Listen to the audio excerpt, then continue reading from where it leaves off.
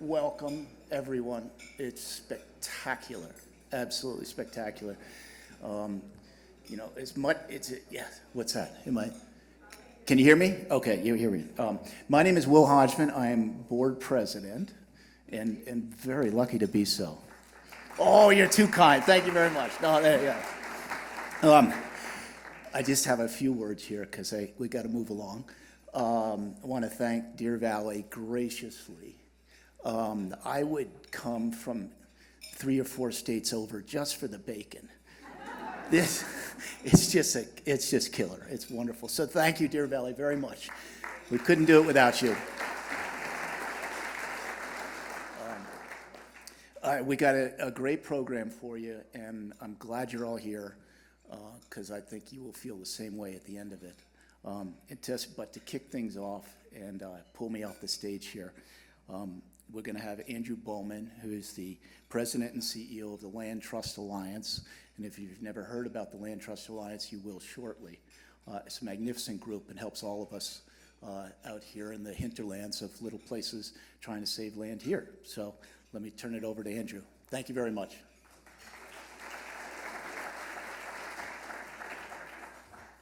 Good morning, everyone. Thank you, Will. Thank you, Cheryl, for having me. It's a pleasure to be here with you.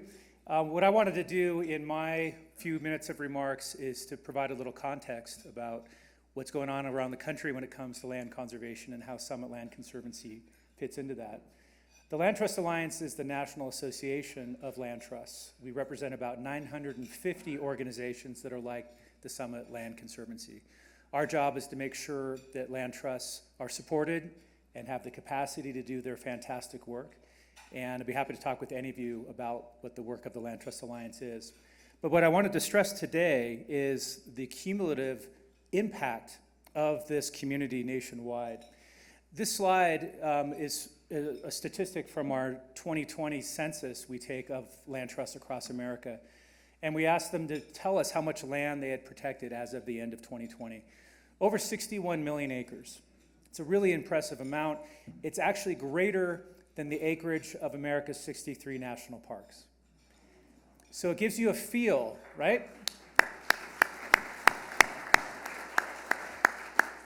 It gives you a feel of the power of private land conservation. And what I wanted to do next is just talk to you a little bit about why this field is so healthy, it's so vibrant, and why it's poised to do big things.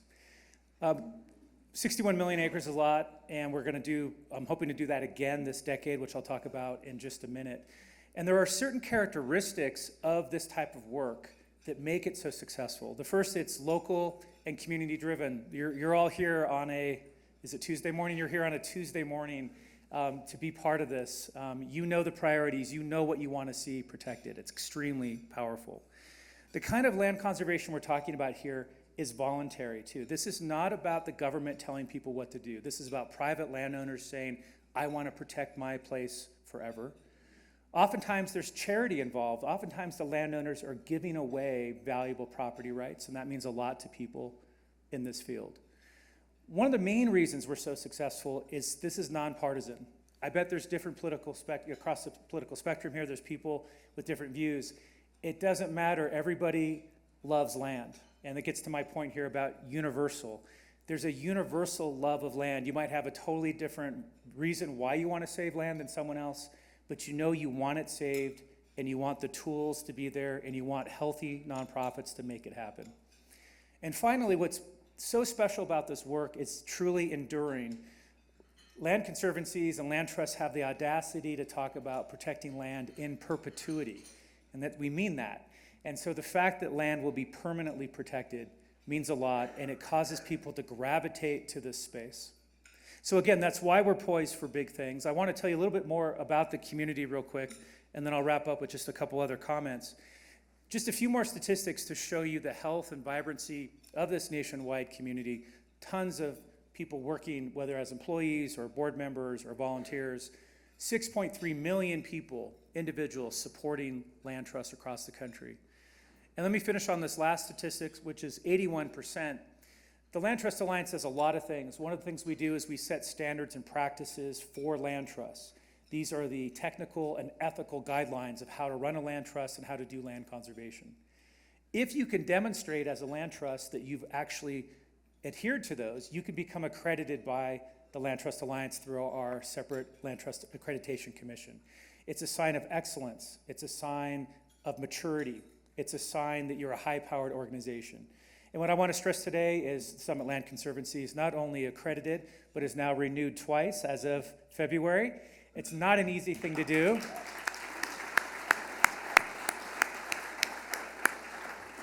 It's not an easy thing to do, but it shows that they're a very high-powered organization with, I think, 10 full-time staff, 1 part-time staff, having already protected 13,000 acres over the last 20 years. And I know that Cheryl's going to talk to you about taking that to a totally new level. And the final thing I want to mention today is I showed you that first statistic, basically of 61 million acres. That was done perhaps over the last 40 or 50 years.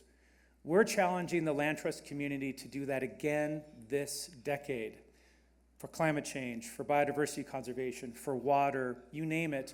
We need to step up the pace of land conservation, and I know you're going to hear more about that today. So thank you so much for having me. Enjoy the rest of your breakfast.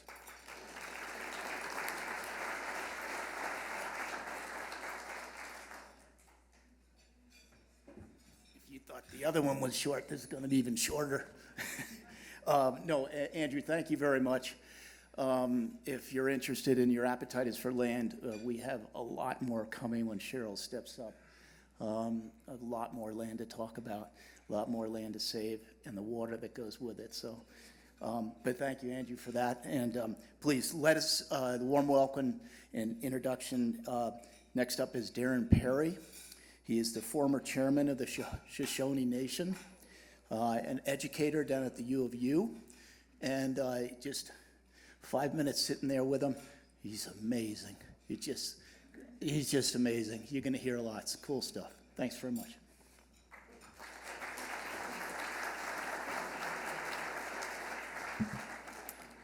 Lower your expectations. Imagine a world without extraction and depletion and major developments. Imagine a world that celebrates traditional tribal knowledge that has worked for thousands of years. Imagine a world with clean air and pure water and open spaces. That was the life of my indigenous ancestors. But we don't live in that space anymore. Extraction and depletion, the ability to make a dollar at the expense of our environment is all too common. But you see, the Native American peoples, the mountains and the streams and the plains stand forever. And we believe the seasons walk around annually. We always traveled to different areas, and especially here in Summit County, when the game was plentiful and the seeds and berries were abundant. It's probably a hard way of life. We were probably never more than a couple of days away from starvation, but it was a happy life. But we've got to return to those roots. We've got to start making decisions that will allow Mother Earth to heal. And we do this as we work together as a community.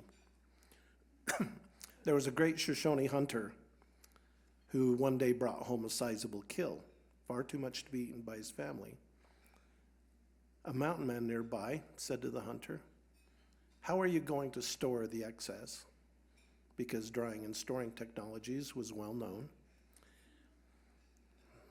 The hunter looked at the mountain man, puzzled, and said, "Store the meat? Why would I do that?" Instead, he sent out an invitation for the whole village to come together and enjoy a great feast. At the end of the night, as they'd filled their bellies, danced and sang around the fire, left content, the mountain man again approached the hunter and was really kind of upset this time and said, "Given the uncertainty of fresh meat in the forest, it would have been far better for you to save the meat for your family for future use." And the hunter again looked at the mountain man and said, "Store the meat? I store the meat in the belly of my brother." What you are doing here as a community can change the paradigm of how we steward land ownership and land management for decades to come.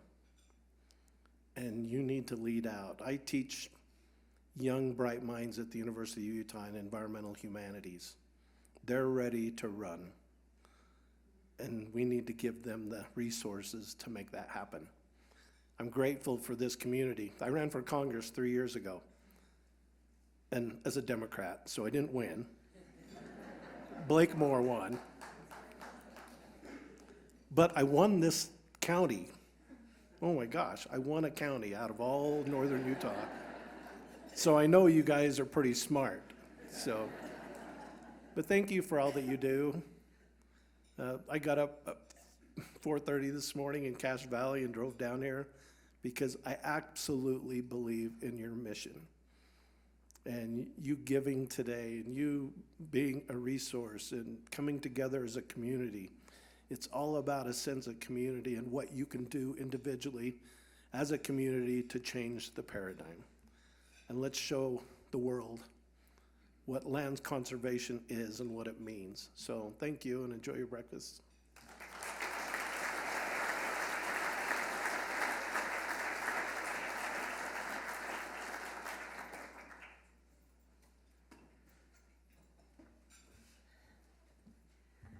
Thank you, Darren and Andrew. All right, are we ready? Okay. Good morning. I am Cheryl Fox, the CEO of the Summit Land Conservancy, and we are so grateful to be here this morning. Thank you to Andrew and Darren for talking about alliances and connections. Thank you to Deer Valley Resort for bacon. I especially want to thank each of you for caring enough to show up this morning.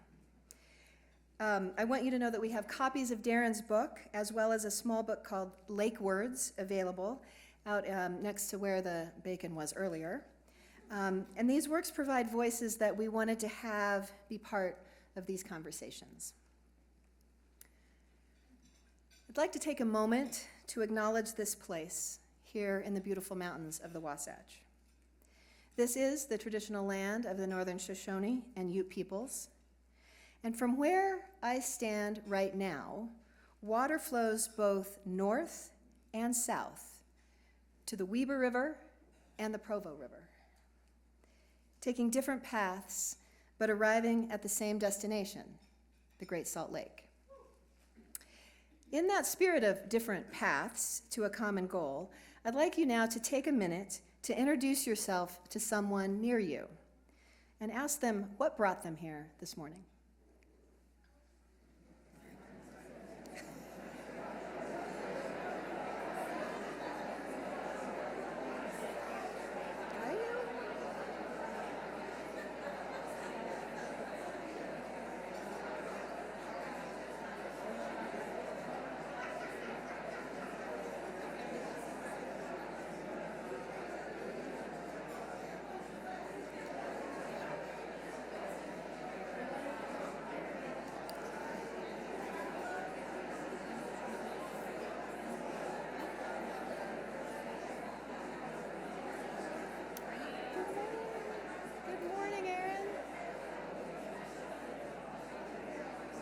All right, did we figure that out? Did you hear anything interesting? I hope.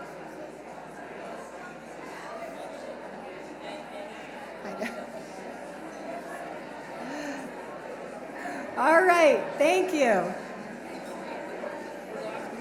I lost it.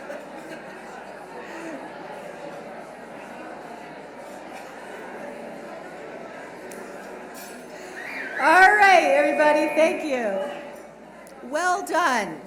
Well done. That is part of the purpose of why we are here today, is to actually talk to one another.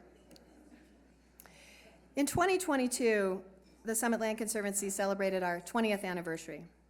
We called it the first 20 years of forever because when we save land, we mean it. And today, we're going to talk about what's coming next. You can see examples of our current projects on the centerpieces on your tables. These are projects that we are in process with right now. We'll continue, as we go forward, to save the important places that give context to our community, like 475 acres on Iron Mountain, 100 acres alongside the Weber River near Colville, 68 acres alongside Daniels Creek in Wasatch County, and a heritage farm on 850 acres of meadows and mountains in Chalk Creek. Each of these projects is fully funded, and we hope to complete the preservation of these places within the next few months. But as we look around us, listen to the news, and to our neighbors, we've come to realize that saving land like this, one project at a time, isn't enough. Right now, we're hearing from landowners from Huntsville to Heber, asking for our help in saving small farms and vast ranches. Towns like Oakley and Morgan ask us to help preserve public access to natural areas. Counties like Wasatch and Summit hope we can help protect the waterways that flow from our valleys to the Great Salt Lake. And everyone in northern Utah is concerned about the lake. For good reason. Great Salt Lake is the beating heart of our ecosystem. The rivers are its veins and arteries. If the lake dries up, the cities of the Wasatch Front will be devastated, and we too will be affected on the Wasatch Back. The toxic dust will reach us here, poison our air, our snowpack, and the water we drink. This is not just a local problem. We've now learned that ecosystems are interconnected. Our success or failure here has an impact across the hemisphere. There are a lot of reasons the Great Salt Lake is drying up. A 1,200-year-long drought, a legal and banking system that promotes development and hinders conservation, a 19th century worldview that didn't understand how a salty lake sustained an entire geography. Sometimes even good news can lead to problems like unrestrained urban sprawl and increased demand for water. So how do we respond? This is our moment of crisis and our call to action. In 1846, the Donner Party passed right through here. They had taken bad advice from a guy called Lansford Hastings, who'd never followed the route he recommended. By the time they cut a road down Parley's Canyon and got to the Salt Lake Valley, the Donners knew they were in trouble.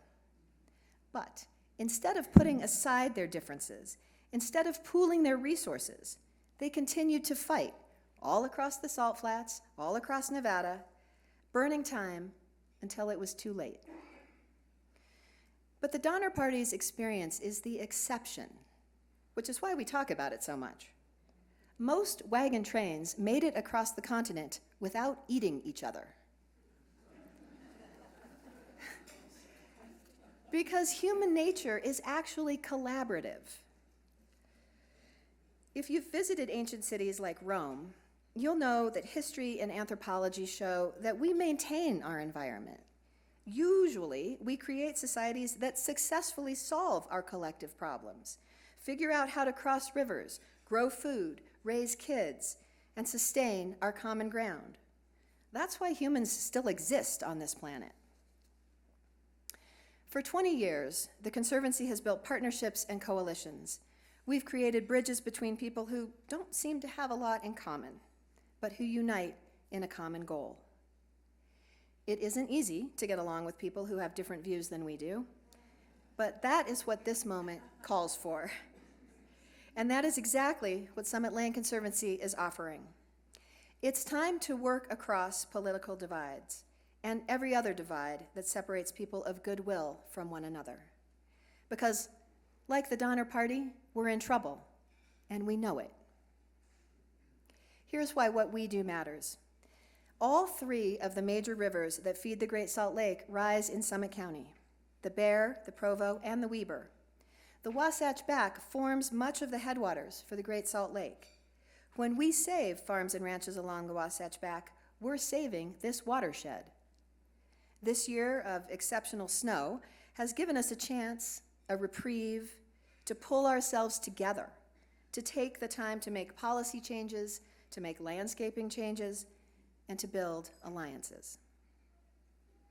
You might have heard that agriculture is the problem, and it's true that agriculture diverts more water from rivers and streams than municipalities or industry. But up to 50% of the water diverted into fields and pastures returns to the watershed.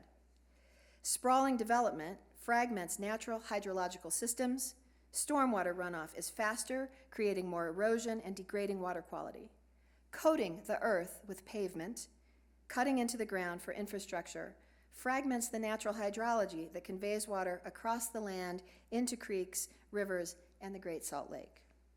We need to make better choices about where and how we house ourselves.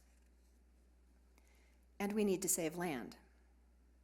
A collaborative study compiled by the universities in Utah along with the Department of Natural Resources show that the fastest and most cost-effective way to stabilize the Great Salt Lake is to divert some water from agriculture back into rivers and then to the lake. There are a variety of laws that need to be changed to make this happen, and money has to be raised to pay farmers and ranchers to leave some of their water in the rivers. The study estimated that reducing agricultural water by 10 to 15% could result in as much as 180,000 acre-feet a year going into the lake. But most importantly, we need to keep farm and ranch land intact. When land is developed, those water rights end up in municipal systems, not in the river and not in the lake. Agricultural water optimization cannot happen without farmers and ranchers. Saving rangeland farms, public open space, and river corridors solves all of these problems and does it in a way that has a cascade of additional benefits. Natural land continues to draw carbon out of the atmosphere, continues to provide habitat to wildlife, continues to grow food, and it's beautiful. Land conservation is a solution that does not require new construction, new energy sources, or other things that work against our efforts by increasing pollution or ecosystem disruption.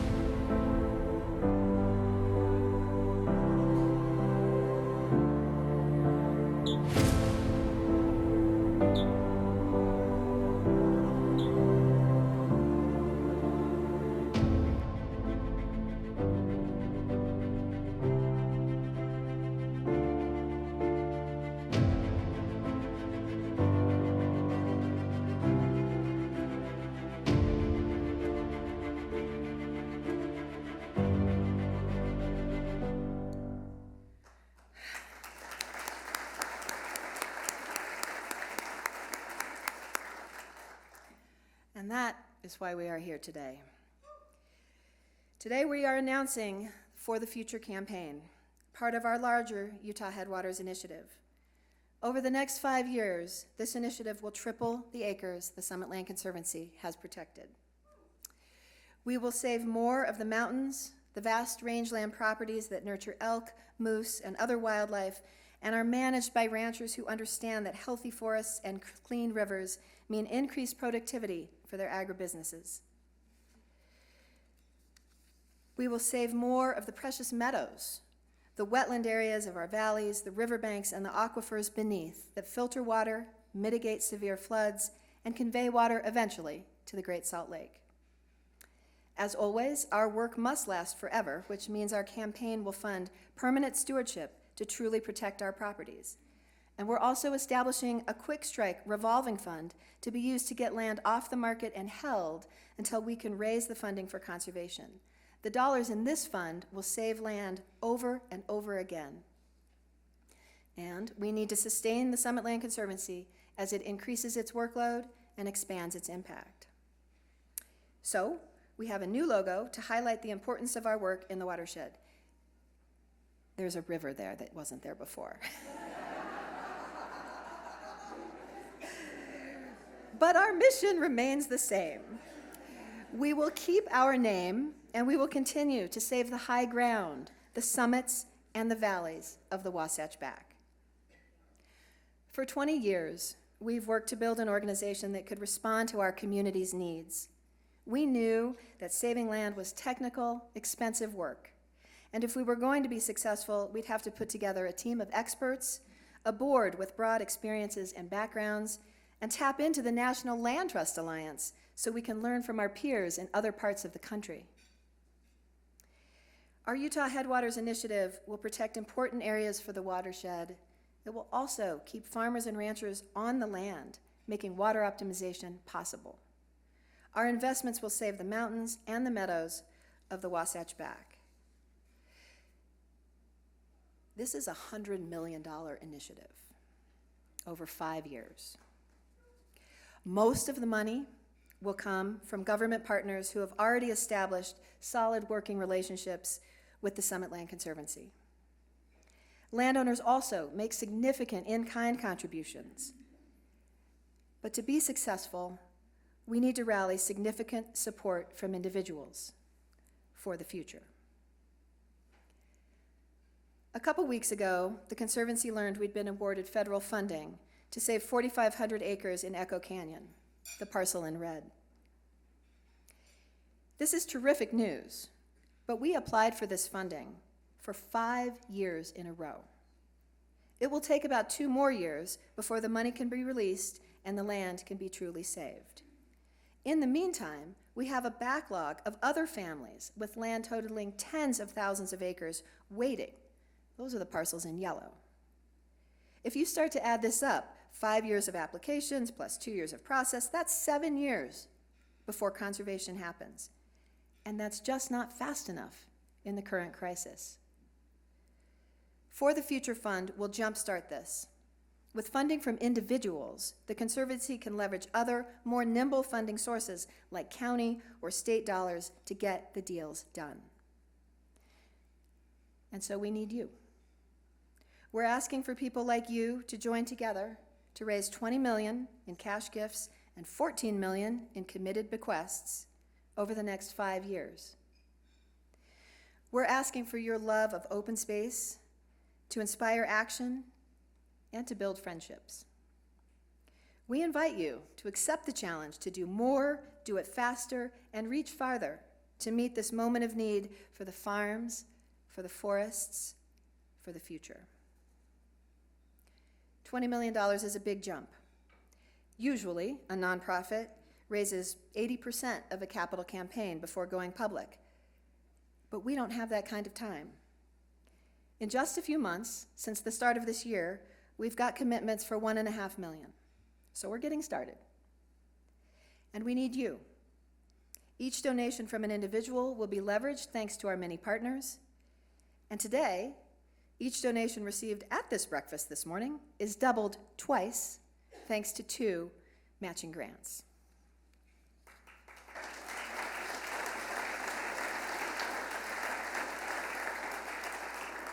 So you can pick up one of the programs on the table and let us know what you will do. We know that our actions alone won't save the Great Salt Lake, but we're committing to do our part.